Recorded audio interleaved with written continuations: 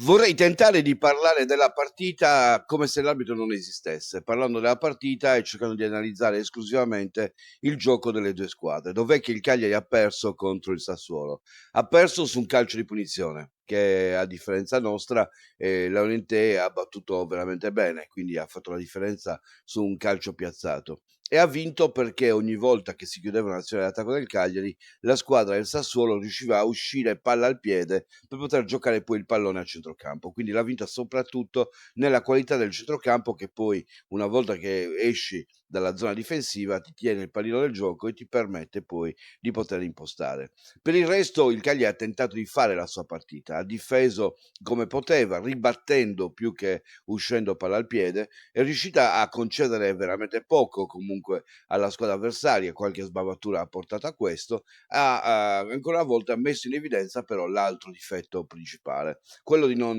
riuscire a cucire i reparti e soprattutto a essere incisiva in fase d'attacco. Le azioni si spengono molto spesso sulla tre quarti, si spengono con un tentativi a vuoto, con passaggi sbagliati, con palloni rimpallati, con palloni dati laddove non arriva il calciatore. C'è qualcosa che deve essere migliorato nell'ultimo passaggio, oltre che avere giocatori capaci di mettere la palla in rete. L'unica volta che abbiamo fatto un passaggio di questo tipo, quello infelice per Esposito, ecco che è arrivato il gol. Ci abbiamo tentato in altre occasioni, ci abbiamo tentato con una serie di cross di Idrissi, ci abbiamo tentato con dei passaggi filtranti da parte di Palestra, sempre o un metro avanti o un metro dietro, mai la precisione giusta, quella precisione che anche oggi ha fatto la differenza. L'ho detto, non voglio parlare dell'arbitraggio che comunque sia dà uno stile al match, dà uno stile particolare. Se poi questo stile non viene rispettato, non è consono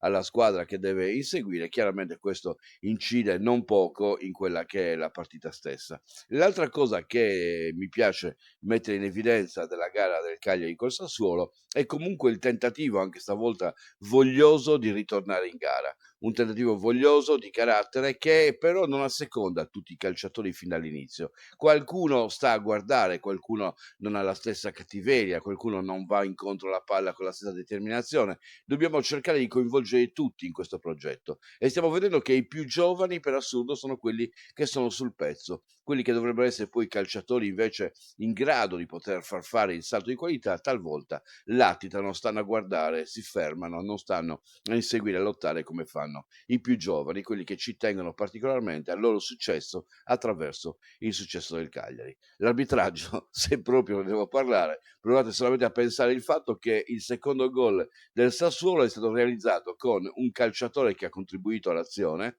e che aveva dato la manata in faccia a Idrissi chiedendo lui stesso scusa mentre partiva l'azione. E già questo è un segnale. Insomma, altre occasioni le abbiamo visti, altri fischi li abbiamo visto il tempo perso, abbiamo visto l'atteggiamento, ma ripeto, siccome noi pensiamo solamente alla crescita del Cagliari, meno scuse troviamo, meglio è e cerchiamo di concentrarci sui progressi che questa squadra può fare, sapendo che un giorno dovrà lottare anche contro gli arbitraggi.